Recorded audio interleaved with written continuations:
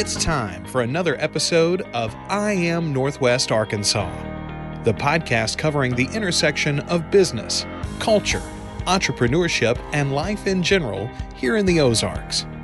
Whether you are considering a move to this area or trying to learn more about the place you call home, we've got something special for you. Here's our host, Randy Wilburn. Hey folks, and welcome back to another episode of the I Am Northwest Arkansas podcast. I'm your host, Randy Wilburn. And yes, we are in a new environment here. I'm not at the KUF radio station in the Furman Garner Performance Center. I'm actually sitting here at Gorog X Studio in Bentonville, Arkansas, and excited to support one of my dear friends, Brian Fitton, and his team, Lane, and the rest of the wonderful folks here. We're recording episodes here so we can bring you video as well as audio. And so I'm really excited to do that. I have an amazing guest to share with you today. And my guest is Bruce Katz. He's an expert on urban and metropolitan policy and a champion of innovative urban development. He's the founding director of the Nowak Metro Finance Lab at Drexel University, where he focuses on advancing urban growth through innovative financial solutions. He's a former vice president of the Brookings Institution, and Bruce has advised leaders worldwide on urban policy and economic development.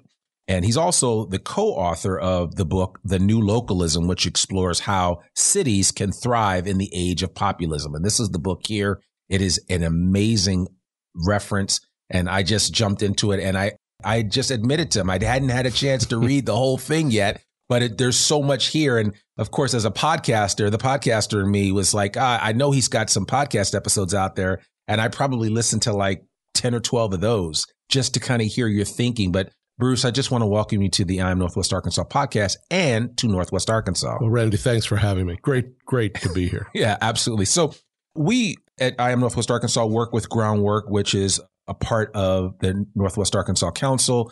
And one of the biggest issues that we deal with is affordable housing. It is kind of like the elephant in the room, if you will, right? And it's only been exacerbated by the pandemic and so many other factors that are honestly out of our control. But I would love for you, just as a bit of introduction to this audience, I'd love for you, can you just kind of share a little bit about your background specifically and how you became interested in this whole idea or concept of new localism?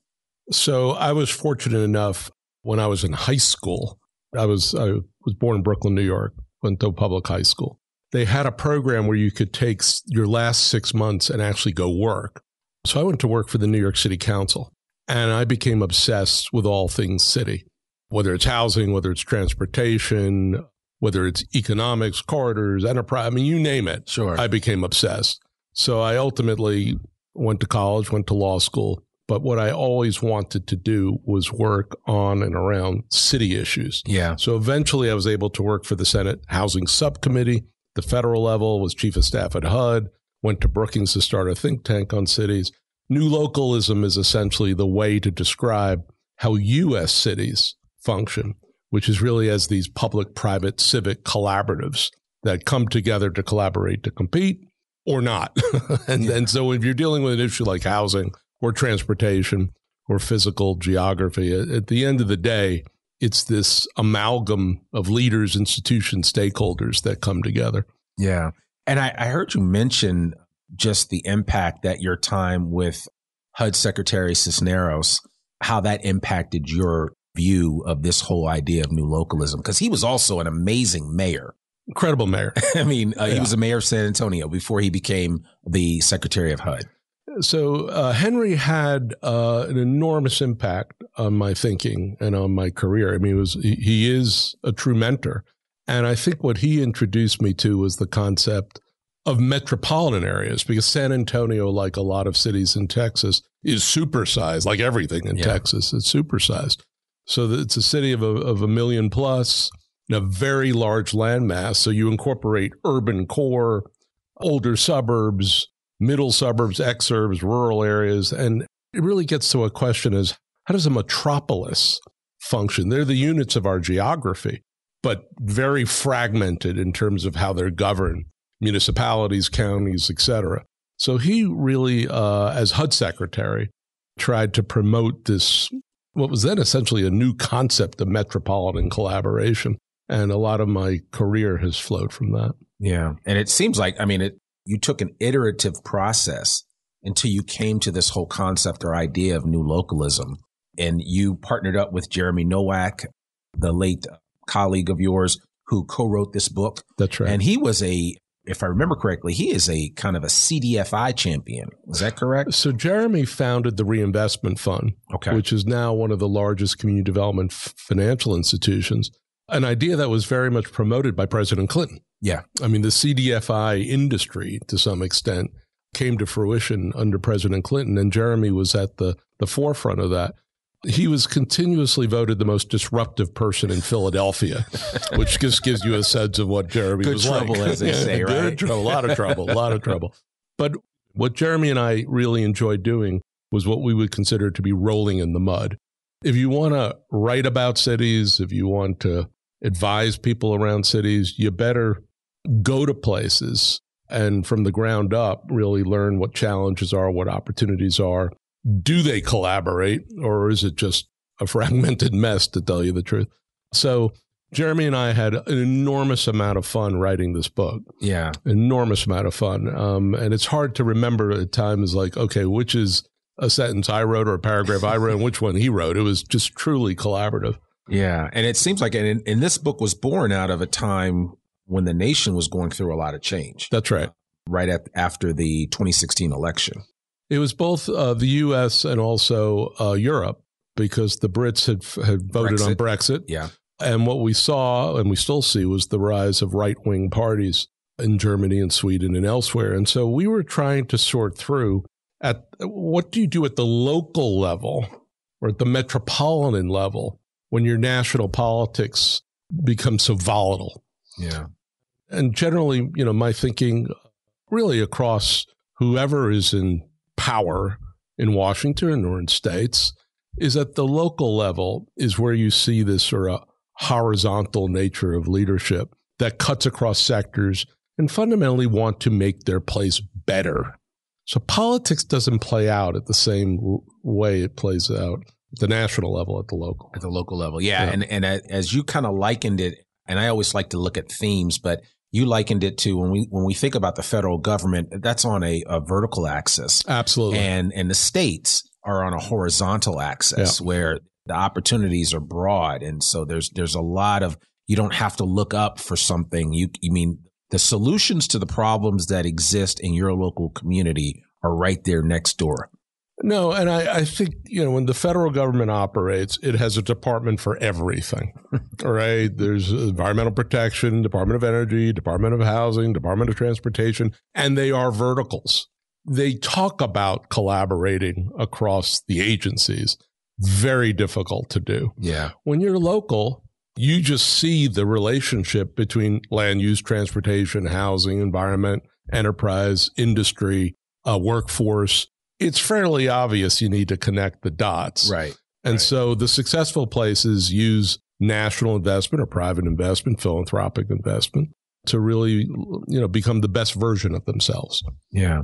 And so, in this way, you have found that cities are becoming the vanguard of problem solving in today's world. What more than anything else has kind of led you? I know you've seen examples around the world, but what has kind of crystallized that idea in your mind as far as that's concerned? Well, where this started was that the national government was basically on a frolic and a detour. Occasionally it would do stuff. My view of the national government is in the U.S., it's mostly a healthcare company with an army. Yeah. If you actually follow the money, sure, that's what they do. Okay. Healthcare is like 18% of our GDP here. A lot of it's backstopped by federal investment, Medicare, Medicaid, all the rest. Sure. And the military is substantial. Department of Defense probably will reach about $1 trillion a year, given the belligerent state of the world today. So that's really what our national government does. And when it comes to housing and transportation and other issues, sometimes, like under President Biden, you see substantial new investments. A lot of time what you see drift and discord and partisan rancor. So at the end of the day, if you're at the city level or you're the metropolitan level and you've got challenges, you've got to figure out really how to resolve them. If you wait for Washington, you could be waiting for a very long time. And even when funding is flowing, they are investors, but they're not telling Northwest Arkansas or anyone else for that matter, here's how to use the money most efficiently and effectively. It's up to the local city, county, municipality, and your business and philanthropic and university partners to sort all this out. So New Localism, we wrote this at a time when we felt that the national government was adrift. But even when the national government is sort of operating on all cylinders, they've still delegated design down. Yeah. And so you got to have your act together. Yeah. And you pointed out some very important things that I do want to get into.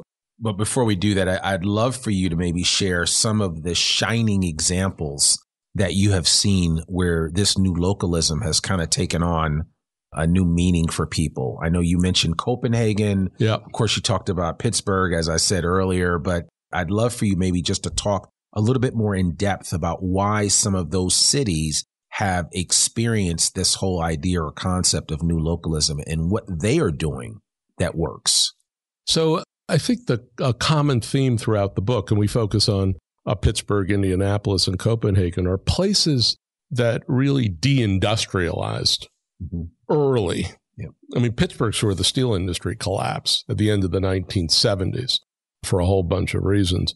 And what essentially happened was a group of political leaders, mayor, governor, county leader, business, the Allegheny Conference, and then most importantly, Carnegie Mellon, University of Pittsburgh, and a group of philanthropies, particularly the Heinz endowments. Yeah.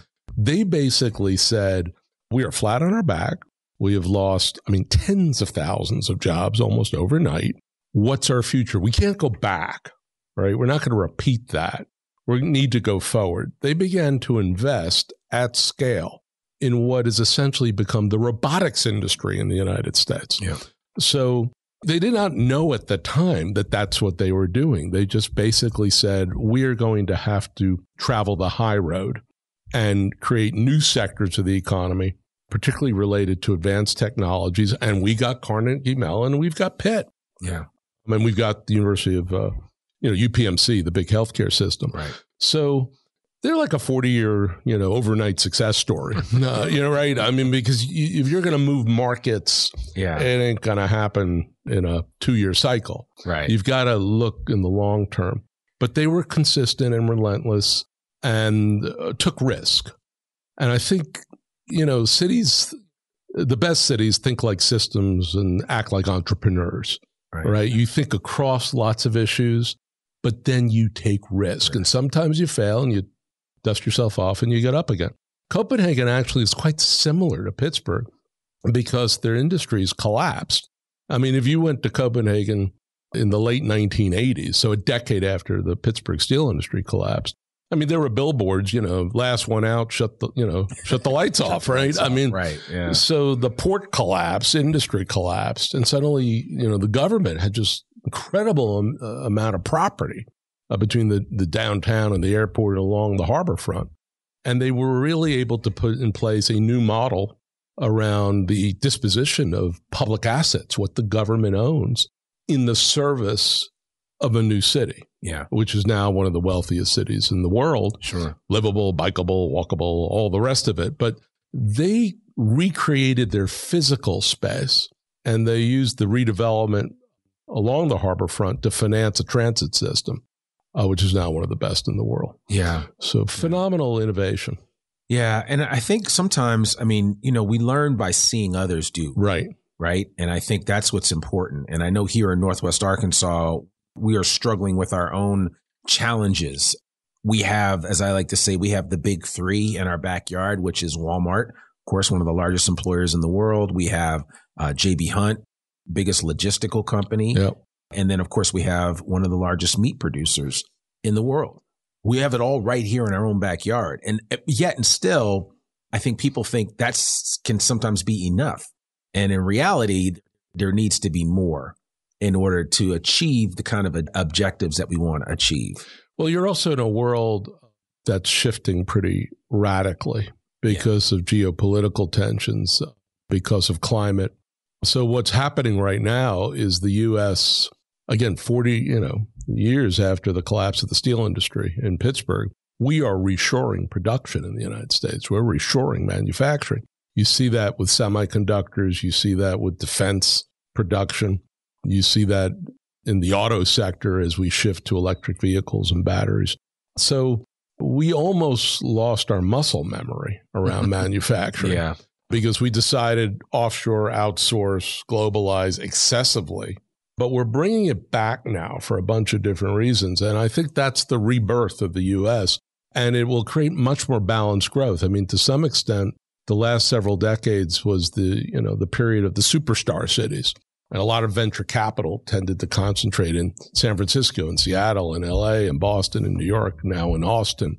But this is beginning to balance growth out. I mean, Columbus, Ohio, with Intel and semiconductors, Syracuse with Micron, the whole submarine industrial base along the East Coast is building the next generation of nuclear-powered submarines. So these are technologically sophisticated, pieces of equipment. And I think the U.S. is able to adapt faster than other countries because everyone's in charge, no one's in charge. Right. That's our culture. Yeah. So you have great assets here. You got the flagship university for the state of Arkansas. The question is, what kind of future do you want to imagine? Right. And you're also just located in such an interesting place on the border of Missouri and Oklahoma and Kansas. So you're like a 4-state kind of phenomenon. We are in the center of it all. That's why they call it the heartland. Absolutely. That's why they call it the heartland. There are a couple of concepts that you've shared, and I want to continue down this road that we're talking about with regard to Northwest Arkansas. You said earlier the importance of certain people in the room working together. Yes. And what I hear more is collaborating, right? Totally. So the private sector, you have the educational sector, and the civic public sector of cities. And, I would be curious to know, what have you seen that has really made a difference when it comes to those sectors, like all playing nice in the sandbox, if you will? Well, it's quite interesting because a lot of this is really just human behavior. It is. So you can talk about collaboration, which sounds like a nice and easy word. It's really complicated when people have to submerge their egos. And I generally can tell within, several hours of being in a place, okay, is this a collaborative ecosystem? Or does everyone just basically hate each other for some particular reason and have grudge matches that go back several decades? Yeah. And the way you know that it's a functioning place is you'll be in a meeting with an individual. They might be from a philanthropy. They might be from a university or a business leadership group or local government, county government. And you'll start talking about a particular issue, housing or industry. And they'll immediately say, oh, you need to talk to so-and-so. They really know something about this. And then said, let's get them on the phone right now. Then you're in a collaborative ecosystem. Right. In other places, when you start having this conversation, they'll say, well, so-and-so's working on that, but it's not going very well. Yeah. They throw you under the bus right away. It's just really, I was watching, the Beatles Get Back documentary, which is how, and to some extent, that's like a masterclass in collaboration. They obviously are having lots of problems with each other, but somehow they come together to create this masterpiece. It's a little bit like how metropolitan areas operate. Yeah. It's a 2 + 2 = 5 phenomenon when you get it right. That's what Henry Cisneros taught me. Yeah. When you really are able to work across sectors and disciplines, magic happens. Many places are 2 + 2 = 3. Okay. I mean, it's almost like you just don't leverage your assets and you spend most of your time fighting with each other. Yeah. I have found, and I've been here for 10 years, and I have found that people here not just are very accommodating, but are very giving of their time and of their talent. I have seen, no one's ever told me no, but of course, everybody likes to talk about themselves. So whenever I invite people to come on the podcast, everybody likes to talk about their favorite subject, which is themselves. So, I mean, it's just the way it is. But I have, and I tell people this all the time because I'm from the East Coast like you are. And so I have an appreciation for what it's like. I've lived on both coasts. I understand. But I said, there's something different and special about Northwest Arkansas. And I do hope you see that. I'm going to have to circle back with you in a couple of months to get your real take on this area after you've had a chance to digest it. Yep. But I have said, and I've lived all over the world, that these people in Northwest Arkansas are some of the most giving people that I've ever run across. That people legitimately want to see other people benefit and succeed, whether it's overcoming food insecurity and, of course, dealing with the housing issue. It's a major issue that I see a lot of people taking up, even though that's not in their job description. It's not in my job description, but I'm talking about it because I feel very strongly that we will not be a strong community if we can't provide housing to everyone. Well, then you've got a lot to build on if you have that culture. I remember in another book, The Metropolitan Revolution, I talked about Denver. And Denver is a place that is known for metropolitan collaboration. It's a phenomenon. I mean, Denver is just an incredible, growing, prosperous metropolis. Yeah. I remember talking to the mayor, Federico Pena, who became Secretary of Transportation. Sure. I said, what was the secret to the collaborative ethos? He says, well, I decided to get up, drive to an adjoining municipality and bring the donuts, you know? I mean, if you're going to try to collaborate, everyone can sit in their own city halls or their leadership groups and not try to basically bridge what is a true divide. Yeah. Which is just more complicated now for a whole bunch of reasons, but real barriers between these municipal borders and county borders and all the rest, let alone sectors. Yeah. So the folks who can basically break that down are the ones who, you know, you're not coming in with a solution. You're coming in with a common challenge that you're trying to sort out. Right. And then really opening up and listening. So again, we've been separated. The creation of this book, and actually, I mean, obviously, this book is the embodiment of what you've been working on for a number of years. Since the cradle. Yeah, since the cradle, right. So a number of years, you put a lot of time and effort, both you and Jeremy. But then we had a pandemic. Yeah. Did the pandemic change anything with regard to this whole concept or idea of new localism? Did it unearth something that maybe you didn't see when you wrote the book that has now guided you maybe in a little bit, has caused you to course correct it all?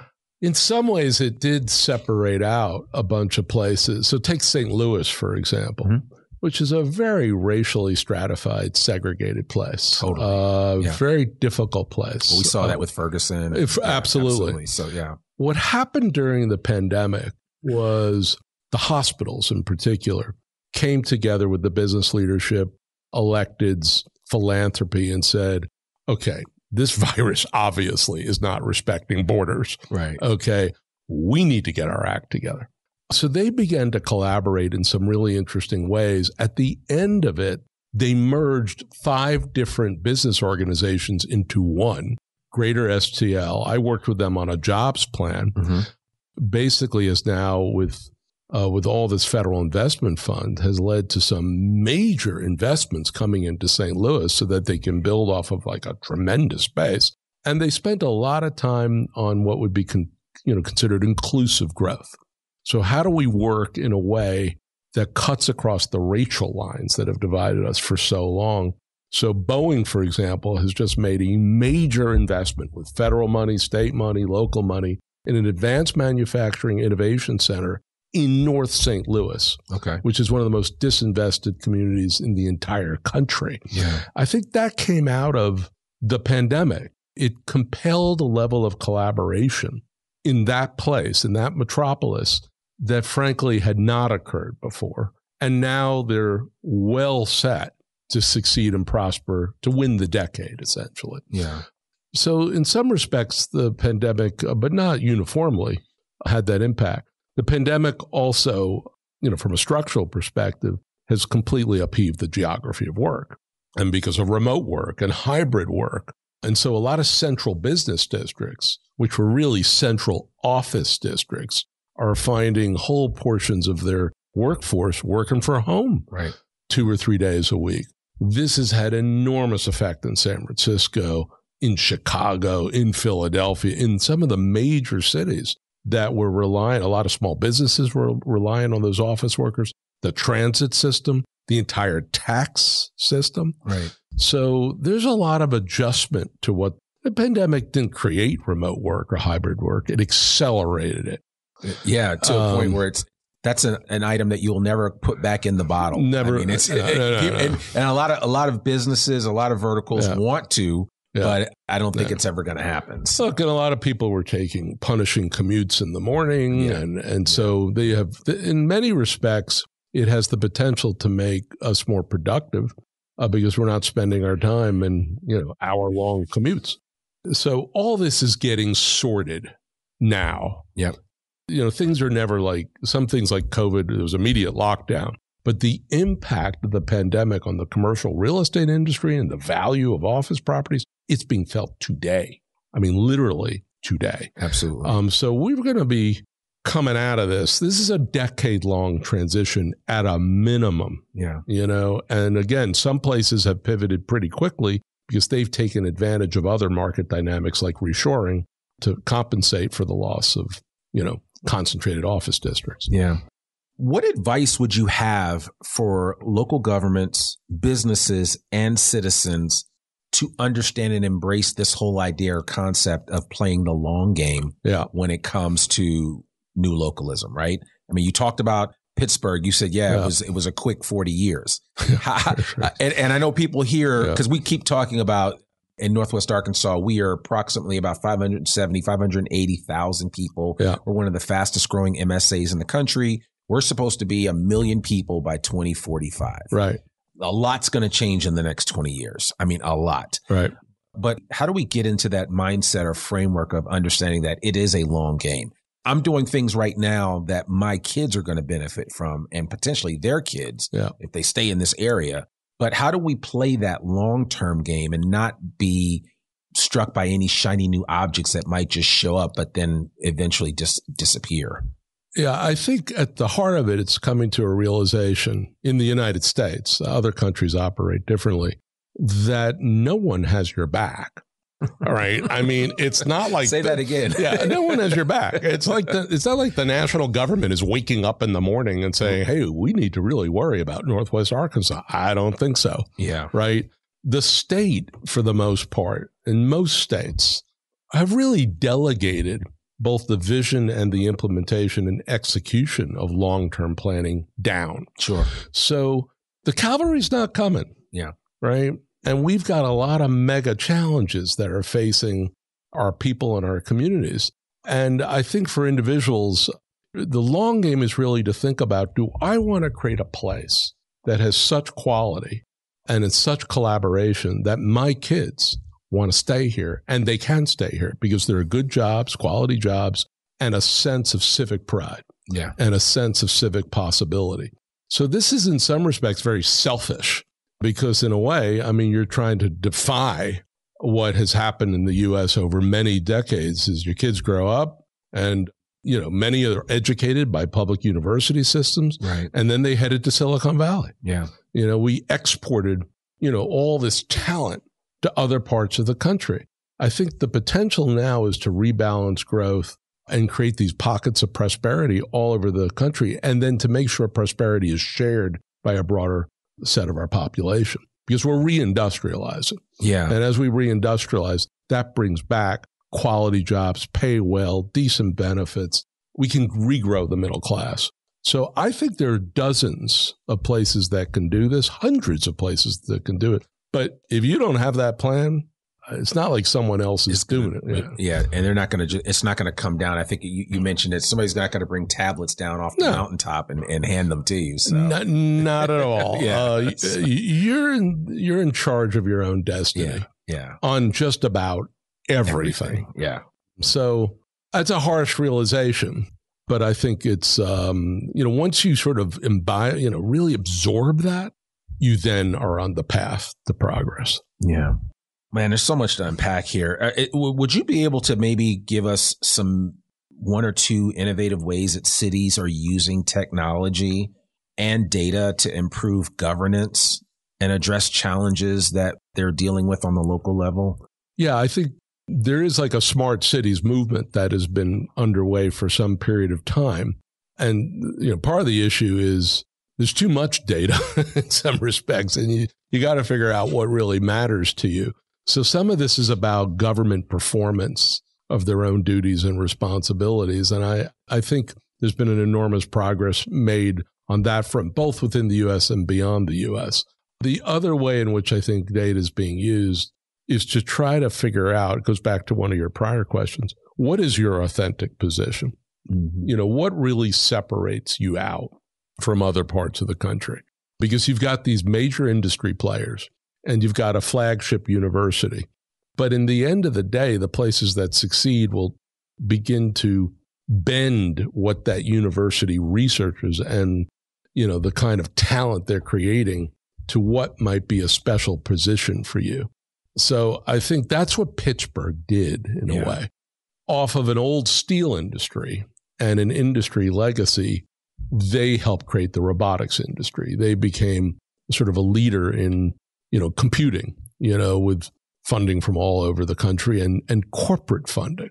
Yeah. It wasn't they were just getting academic research funding. They were getting corporate funding to try to problem solve. So for cities in terms of their governmental duties, but also metros in terms of their economic potential, using data that can understand the current situation, understand where you can go, and then track progress relentlessly and be honest enough to say, hey, we're making some progress here or we're not. Right. So we need to course correct.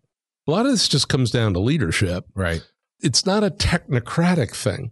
It's really about having, the honesty to say, at the end of the day, this is about inclusive, sustainable growth over decades. So if it's not going well, let's not hide the ball. Yeah. Let's just confront it and figure out, okay, who else is doing something we may be.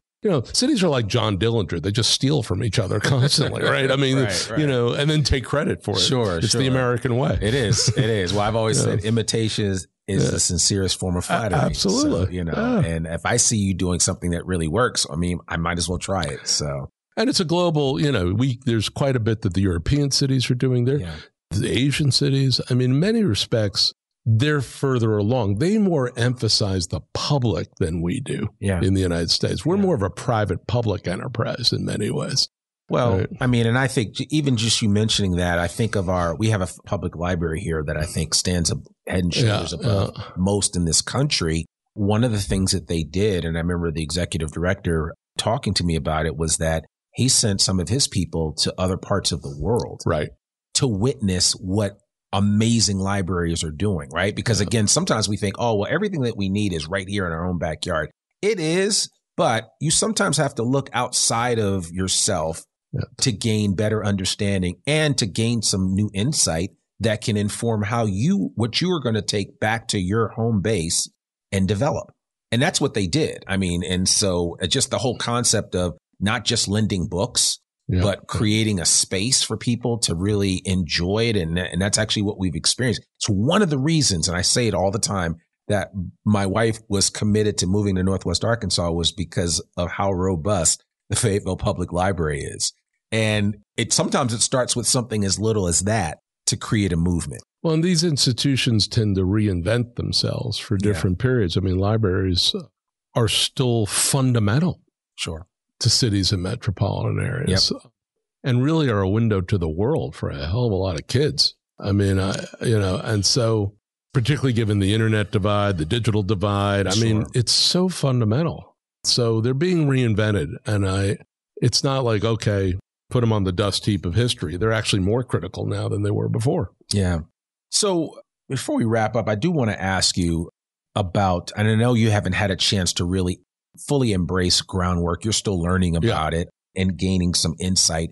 The concept, though, of creating more affordable housing for that missing middle housing that we keep talking about that just doesn't exist in this area, just like it doesn't exist in other parts of the country.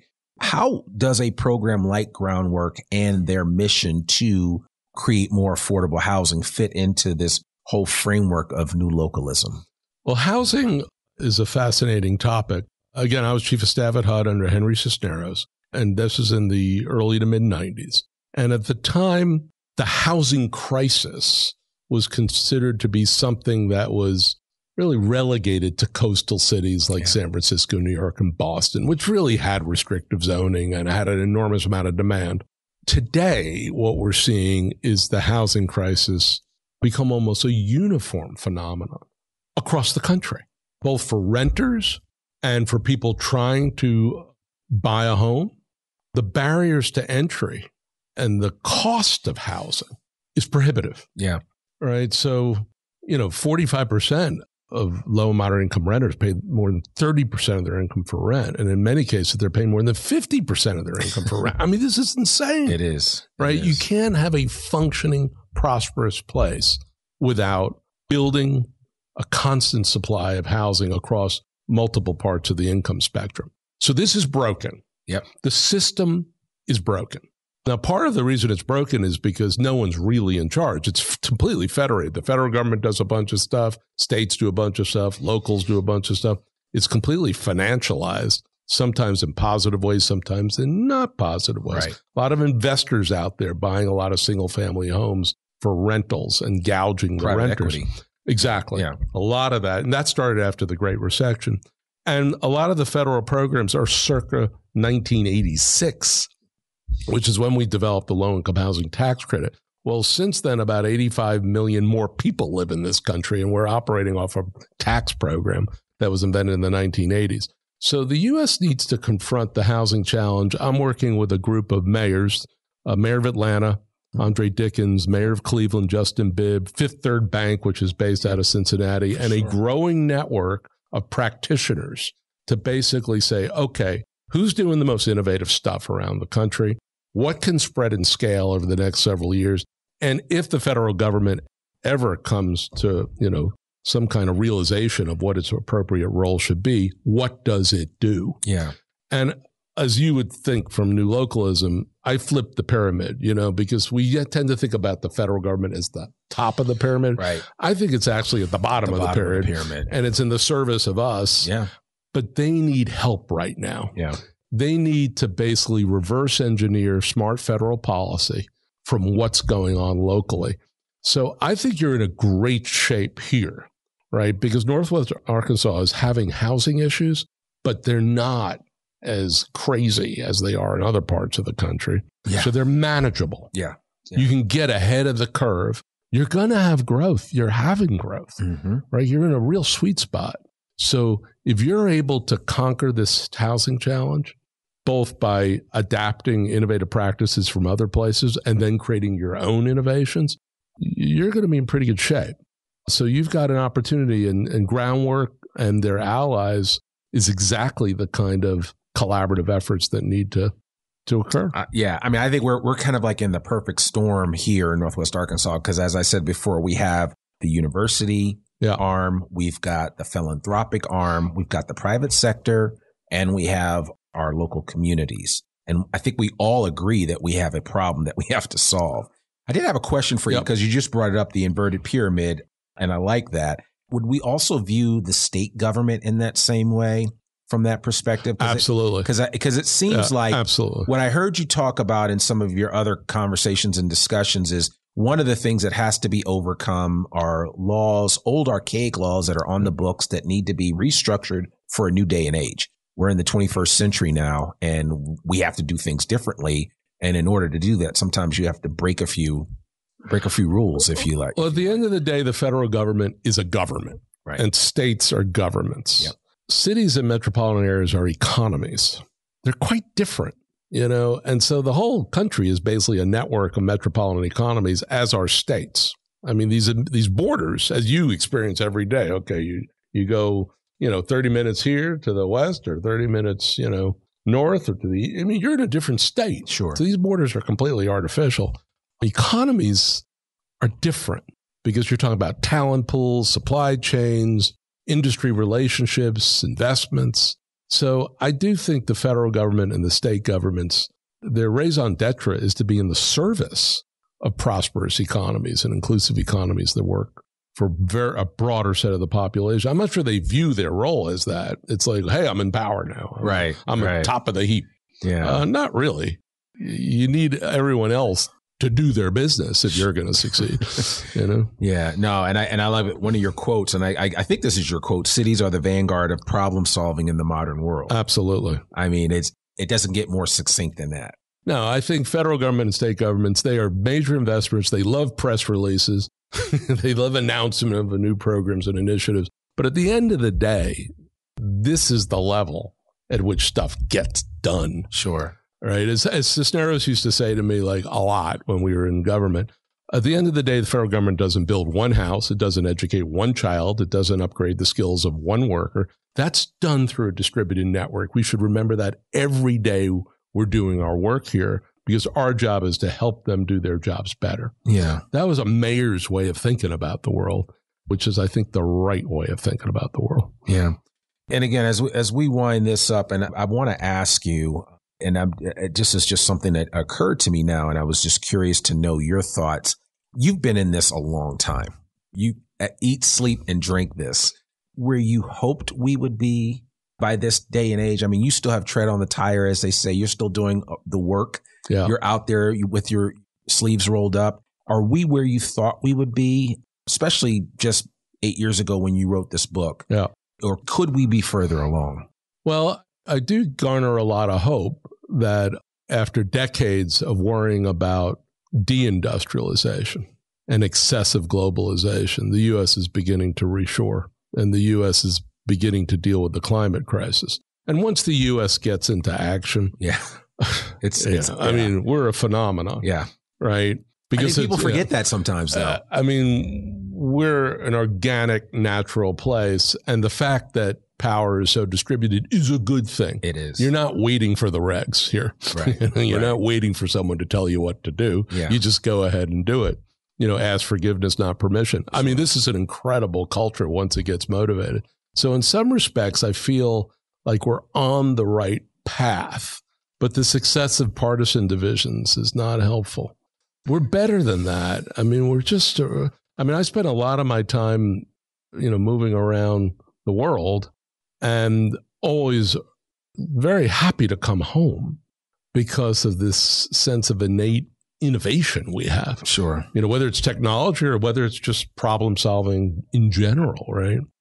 So we've got to get this division is not helpful to us. No, we have to get past it. We have to get past it because nothing gets done if we are divided.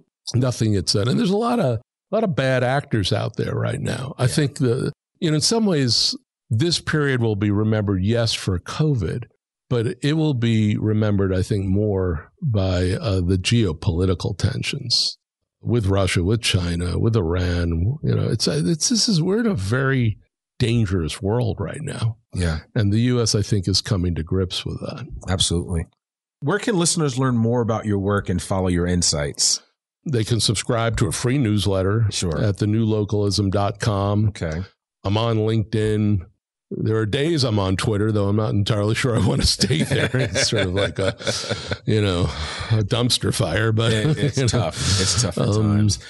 I'll make sure that we put all that in the show notes. So fantastic. Have a way to get to sign up for your newsletter and to connect with you on LinkedIn and to just follow you in general. And I'm also going to put a link to the book, The New Localism, which I highly recommend that everybody get a copy. It's really an amazing book. I actually think that every city council should have a book club, and this should be the first book that they read. So well, if they have a book club, I'll come back. Yeah, there you go. No, I love that. So, but no, Bruce, I really appreciate you taking the time to sit down and share with us. Any final thoughts that you'd like to share about the potential of new localism here in Northwest Arkansas, just to drive the point home? Well, I think places this size actually do have the ability to come together and do grand things. I mean, I've done work in Chattanooga, which is a similar size. Sure. So you're different from a lot of places because you're really polycentric. You've got multiple cities, but you've got this great base. You're growing. Yeah. You're healthy. And you've got this flagship university, which could be part of solutions across multiple sectors and disciplines. So believing in yourself, this is like a classic American phenomenon. We're very good at that. Yeah. Right? Yeah. Compared to the rest of the world. I mean, we're very good at taking almost like a positive attitude to the future and just realizing it. That's the story of Pittsburgh. That's the story of Indiana. That's the story of hundreds of places in this country. Yeah. That's what makes us exceptional. Yeah, American exceptionalism. Yeah, it does exist. It does exist. It does exist. So we could dial down the bad stuff and the poisonous stuff and dial up the positive. Right. We are great. And I think, I think this could be a remarkable run for our country. Sure. We're finally beginning to get some of the essentials right again. Right. In a difficult world. So this part of the world can be definitely a big piece of it. Well, I hope everybody here in Northwest Arkansas is listening to what you just said. And I'd like to now just put it out there to welcome you back, to come back on the podcast after a little bit of time has elapsed, just to kind of see what groundwork has been able to do under your auspices and guidance, and, and continuing to get the breadcrumbs that we find in this amazing book, The New Localism. So thank you so much for joining us on the podcast today. We really thanks for having me, Randy. Really appreciate it. Absolutely. Absolutely. Yep. Well, there you have it, folks. Another episode of the I Am Northwest Arkansas podcast. To learn more about us or to find out a little bit about what's happening here in Northwest Arkansas, visit iamnorthwestarkansas.com. You can subscribe to our newsletter. You can also subscribe to our podcast there. Remember, our podcast comes out every Monday, rain or shine. I'm your host, Randy Wilburn, and we'll see you back here next week for another new episode of the I Am Northwest Arkansas podcast. Peace. We hope you enjoyed this episode of I Am Northwest Arkansas. Check us out each and every week, available anywhere that great podcasts can be found. For show notes or more information on becoming a guest, visit iamnorthwestarkansas.com. We'll see you next week on I Am Northwest Arkansas.